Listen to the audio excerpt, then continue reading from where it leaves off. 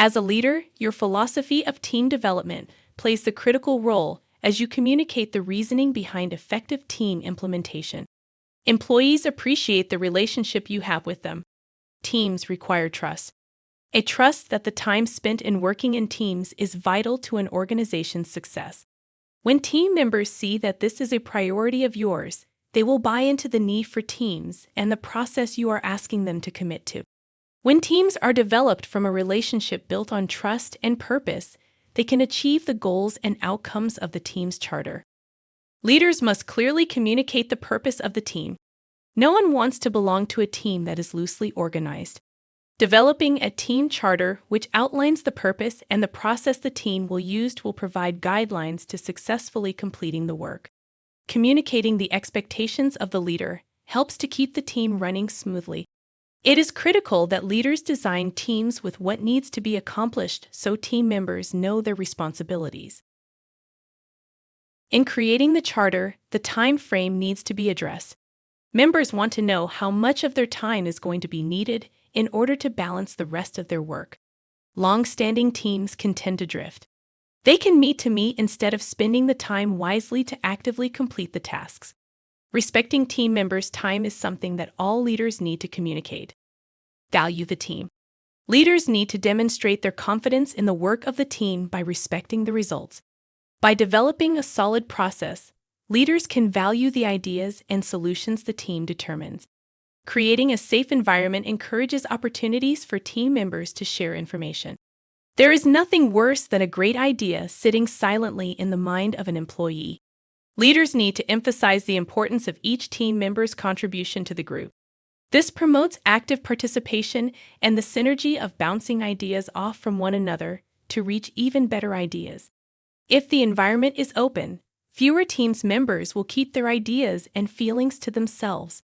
Leaders need to be sensitive to the emotional content that members have during the work together. The unspoken or hidden feelings will often become a barrier to the purpose of the team. Recognizing and appreciating these emotions by the leader is a benefit to the team and the organization as a whole.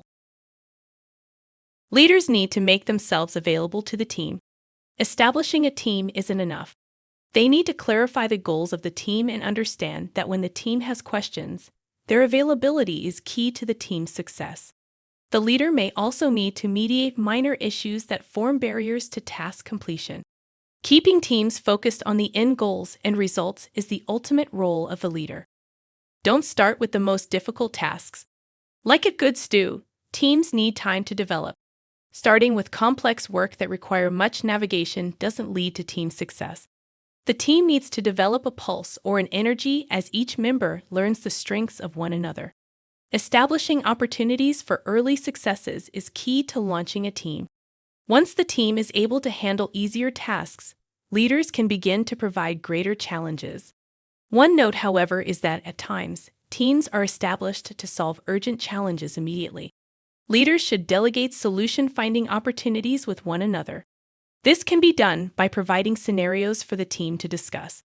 These are chances for team members to practice the decision-making process in non-threatening situations.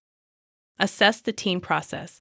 While developing the framework of the team's charter, leaders need to determine not only how the team will start, but also how the team can assess their progress to measure effectiveness. Assessing how the team works together, communicates, and collaborates can improve process and deliver better results. By developing benchmark assessments to meet the outcomes can communicate the level of effectiveness and keep the team on the pathway to success. By developing accountability assessments, teams can monitor their own progress. Perhaps you need a template for each team to assign someone from the team to measure their work and discuss the progress with the team. Teams can assess their own needs and work to correct challenges. Finally, is there a communication path for the best ideas coming from teams to be shared with the other teams so they learn from one another? We next moved on to building organizational teams, the ways these teams develop community within the organization. Effective teams require designed work environments in which all employees can succeed.